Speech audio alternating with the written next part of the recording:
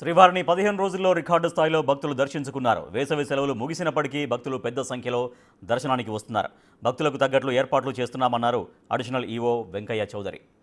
APSRTC 20 బస్సులతో అదనంగా 80 ట్రిప్పులు పెంచుతామన్నారు. ప్రతి 4-5 నిమిషాలకు ఒక బస్సు వస్తుందన్నారు.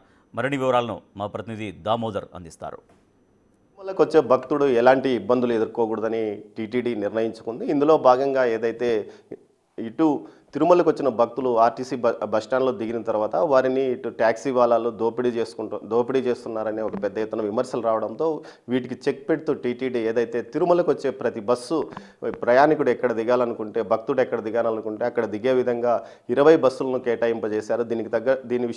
ఈ విషయాల గురించి మనతో మాట్లాడడానికి టీటీడీ అదనపు ఈవో వెంకయ్య చౌదరి గారు ఉన్నారు. ఆయన అడిగి మరిన్ని విషయాలు తెలుసుకున్నాం. సార్ చెప్పండి, ఇప్పుడు భక్తులు ఏదైతే గత కొంతకాలంగా మొన్నటి వరకు ఏదైతే ట్యాక్సీలో ఎక్కితే చిన్న ప్రదేశానికి కొద్ది దూరానికి కూడా 300 నుంచి 200 వసూలు చేస్తున్నారని విమర్శలు ఉన్నాయి. దీనికి ఏ విధంగా చెక్ పెడుతున్నారు?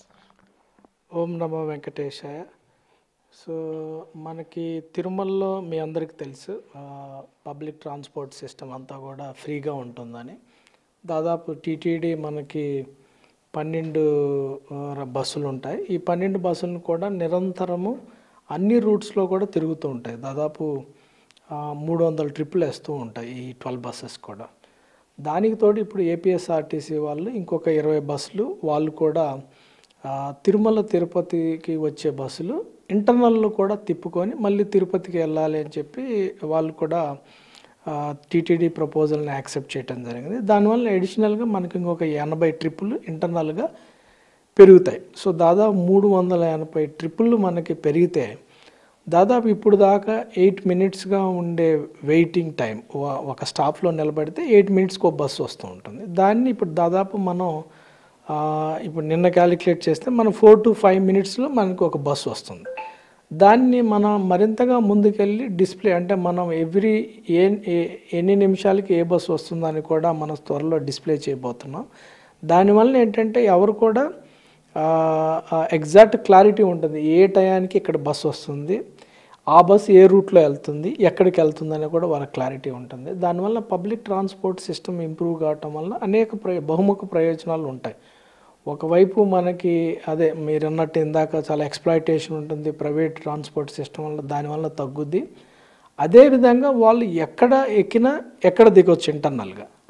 అలానే ఇక్కడికి ఒకవేళ వాళ్ళు తిరుపతి వెళ్ళాలనుకో తిరుపతి దగ్గర కూడా వాళ్ళకి వెళ్ళొచ్చు అనమాట. సో అది వాళ్ళు ఒకసారి ఇక్కడ దాకా ఎక్కి తిరుపతి వెళ్ళొచ్చు, ఇంటర్నల్గా తిరగవచ్చు, ఎక్కడ కావాలంటే అక్కడ. ఇంటర్నల్ అంతా కూడా ఫ్రీ కాబట్టి ఏ రకమైన ఛార్జెస్ ఉండవు కాబట్టి. ఇంకోటి మనం అడిషనల్గా వాళ్ళని గైడ్ చేయడానికి శ్రీవారి సేవకులు కూడా పెట్టడం జరిగింది. దానివల్ల శ్రీవారి సేవకులు కూడా వాళ్ళు ఎక్కడ ఒక కొత్త పిలిగ్రిమ్ ఎక్కి ఎస్ఎంసీలో ఎక్కాలా, లేకపోతే జిఎన్సీలో దిగాలన్నా, లేకపోతే ఇంకొకసాట రామ్ బగీచాకి వెళ్ళాలన్నా, సో ఎక్కడ కావాలన్నా అక్కడ మనం గైడ్ చేస్తున్నారు. అలానే వాళ్ళకి కావాల్సిన గెస్ట్ హౌస్ దగ్గరలో దిగొచ్చు. కంటిన్యూటీ ఉంటుంది. అదే రూట్లో ఫ్రీక్వెన్సీ పెరగటం వల్ల కూడా వాళ్ళు ఒక 3-4 మినిట్స్ వెయిట్ చేయడానికి కూడా ఏమి ఇబ్బంది ఉండదు. షూర్గా బస్ అయితే వస్తుందనే ఒక నమ్మకం ఉంటుంది. కాబట్టి దీనివల్ల ఓవరాల్గా తిరుపతిలో కాలుష్యాన్ని కూడా తగ్గించవచ్చు. రోడ్డు మీద ఇబ్బడిమబ్బడిగా వెళ్ళిన ప్రైవేటు వెహికల్ యొక్క ట్రాఫిక్ను కూడా తగ్గించవచ్చు అనేది అనుకుంటున్నాము. సో దీనివల్ల మనకి ప్రిలిమినరీ లాస్ట్ 3-4 డేస్ నుంచి వచ్చిన ఫీడ్బ్యాక్ అయితే ఇట్ వాజ్ క్వైట్ ఎంకరేజింగ్ అనమాట. చాలా బాగా ఎంకరేజింగ్గా ఉంది. ఫీడ్బ్యాక్ చాలా పాజిటివ్గా ఉంది పిలిగ్రిమ్స్ నుంచి. దీన్ని కంటిన్యూగా మనం డ్రైవ్ చేయాలి. దాంట్లో ఫీడ్బ్యాక్ సిస్టాన్ని బేస్ చేసి ఏమైనా చిన్న మనకి ఇబ్బందులు ఉంటే దాన్ని తొలగించుకోవాలి. అలానే బస్సెస్ కూడా మనం టైం టు టైం ఎలా డిప్లాయ్మెంట్ చేసుకొని ఎలా పిలిగ్రిమ్ కాంగ్రిగేషన్ ఉన్న దగ్గర వాళ్ళని ఎలా తీసుకోవాలి అనే దాన్ని కూడా మేము వర్క్ చేస్తున్నాము. సో డెఫినెట్గా it will set an example. ఖచ్చితంగా రాబోయే కాలంలో ఇది ఒక పెద్ద బ్రేక్ త్రూగా ఉంటుందని కూడా చెప్పొచ్చు. టోటల్గా మనం అనుకుంది 450 ట్రిప్పు తీసుకెళ్తే, ఇప్పుడు 380 అవుతాయి ఇవి కూడా కలుపుకొని 450 ట్రిప్పు తీసుకెళ్తే తిరుమలలో ఇంకా ఓన్లీ పబ్లిక్ ట్రాన్స్పోర్ట్ సిస్టమ్ ద్వారానే ప్రజలు వెళ్తారు. 100% ఇంక వేరే ట్రాన్స్పోర్ట్ చూజ్ చేసే అవకాశం ఉండదని అనుకుంటున్నాం. సరే, వేసవి సెలవులు పూర్తి అయినాయి కానీ రద్దీ తగ్గలేదు. కానీ ప్రతిరోజు 90 నుంచి 95,000, శుక్రవారం అయితే 85,000 ఈ దర్శనం చేసుకుంటున్నారు. భక్తుల హడావిడి కూడా ఎక్కడ ఇబ్బంది పడకుండా ఎలా సాధ్యమవుతుంది సార్? గతంలో 70,000, 60,000 దాటితేనే కొండంతా నిండిపోయింది, క్యూ లైన్లు 24 గంటలు దర్శనం పడుతుందంటూ కూడా ఏదైతే టీటీడీ సమాచారం చెప్పేది. కానీ ఇప్పుడు ప్రస్తుతం 90 దాటుతున్న పరిస్థితి ఎలా మేనేజ్ చేయగలుగుతున్నాం? ఇదంతా కూడా బాగా సైంటిఫిక్గా డేటా అనాలిసిస్ చేసాం, టైం అనాలిసిస్ చేసాం. మనం మొత్తం కొండపైన మనకున్న ఒకే ఒక ప్రధానమైనది ఏంటంటే టైం మేనేజ్మెంట్. మనకున్న 24 గంటల్లో ఒక్కొక్క రోజు ఒక రకమైన రిచువల్స్ ఉండటం వల్ల ఒక్కో రోజు దర్శనం టైమింగ్ మనకు ఒక్కో రకంగా ఉంటుంది. సాటర్డే సండే కొంచెం ఎక్కువగా ఉంటుంది, గురువారం శుక్రవారం బాగా తక్కువగా ఉంటుంది. ఇలా మనకి ప్రతిరోజు కూడా దర్శన టైమింగ్ తక్కువగా ఉంటాయి. ఒక్కొక్క రోజు ఒక్కొక్క రకంగా ఉంటాయి. ఒకరోజు ఎక్కువగా ఉంటుంది, ఒకరోజు తక్కువగా ఉంటుంది. వీటిని ప్రాపర్గా మనం అనాలిసిస్ చేసుకొని ఏ టైంలో ఎలా మనని కంపోజ్ చేసి, అంటే డిఫరెంట్ మనకి దర్శన మనకు కూడా చాలా డిఫరెంట్గా ఉంటుంది. ఎస్ఈడి ఉంటుంది, ఎస్ఎస్డి ఉంటుంది, ఎస్డి ఉంటుంది, డిడి అని ఉంటుంది. మీకు అందరికీ తెలుసు రకరకాల దర్శన్ టికెట్స్ ఉంటాయి. వీళ్ళన్నీ కూడా ప్రాపర్గా మిక్స్ చేసి ఆ టైమింగ్లో ఎవరి టైమింగ్ కూడా ఓవర్లాప్లా కాకుండా వాళ్ళ టైమింగ్స్ని మెయింటైన్ చేసుకుంటానే టైం సెన్స్ మేనేజ్ చేయడం వలన మనకు ఖచ్చితంగా ఎవ్రీ అవర్ మనం ఎంత చేయాలని మనం ప్లానింగ్ చేసామో దాని ప్రకారం మనం దర్శనం చేసుకుంటున్నాము.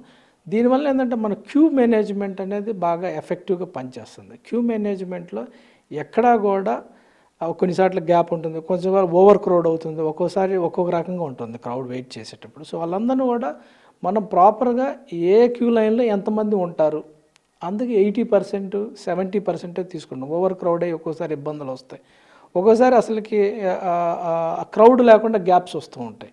సో వీటన్నిటిని కూడా మనం ప్రాపర్గా క్యూ లైన్ అసెస్మెంట్ చేసి మేనేజ్మెంట్ చేయటం వలన ఎగ్జాక్ట్గా ఫ్లో ఆఫ్ పిలిగ్రిమ్స్ క్యూ లైన్స్లో టు దర్శనం ఒకే రకంగా ఉంటుంది, పర్ఫెక్ట్గా రన్ అవుతూ ఉంటుంది, ఎక్కడా కూడా నెట్టుకోకుండా ఏ ఇబ్బందులు లేకుండా. అలానే టైం మేనేజ్మెంట్ ఎగ్జాక్ట్గా మనకిచ్చిన timing, ritual timing, VIP break దర్శనం, శ్రీవాణి దర్శనం, అలానే ఎస్సిడి దర్శనం, ఎస్ఎస్డి దర్శనం ఎలా చేస్తాం అలానే.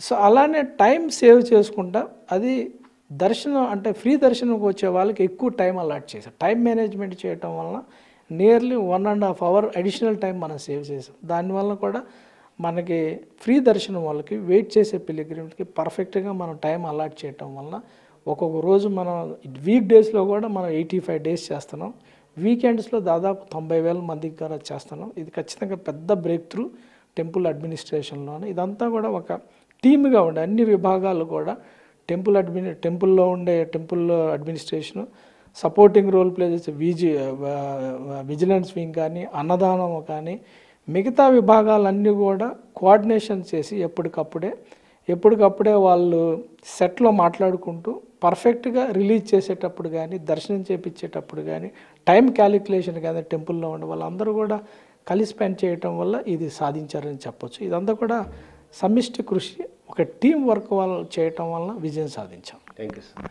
ఏదైతే వేసవి సెలవుల రద్దీ ఇంకా కొనసాగుతున్నప్పటికీ ఎలాంటి భక్తులు, సామాన్య భక్తులు, ముఖ్యంగా సర్వదర్శనానికి ఎలాంటి టోకన్స్ లేకుండా వచ్చే భక్తులకు ఎలాంటి ఇబ్బంది లేకుండా దర్శనం వేళన సమయాన్ని కుదిస్తూ వారికి తొందరగా దర్శనమయ్యే విధంగా చర్యలు టీం మేనేజ్మెంట్ ద్వారా తీసుకున్నాం. అదేవిధంగా తిరుమలకు వచ్చే భక్తుడు ఎవరు దోపిడీకి ఎలాంటి అట్రాక్షన్, ఏదైతే ఇటు ట్యాక్సీ వాళ్ళ ద్వారా దోపిడీకి గురి కాకుండా పూర్తి స్థాయిలో ఆర్టీసీ వారితో మాట్లాడి 20 బస్సులను నడుపుతున్నాం. వీటి సంఖ్య ఇప్పుడు ప్రస్తుతం 380 ట్రిప్పుల వరకు ఉంది. వాటిని 450 సంఖ్య వరకు పెంచి ప్రతి భక్తుడు వెయిటింగ్ సమయాన్ని 3 నుంచి 4 నిమిషాలు, ఎక్కడైతే బస్ స్టాప్ వద్ద కానీ ఇతర చోట్ల కానీ నిలబడి బస్సు ఎక్కడానికి 3 నుంచి 4 నిమిషాల్లోనే మరో బస్సు వచ్చే విధంగా చర్యలు తీసుకోవడానికి అన్ని రకాల ఏర్పాట్లు చేస్తున్నామని వెంకయ్య చౌదరి అంటున్నారు. కెమెరా పర్సన్ పురుషోత్తంతో దామోదర్.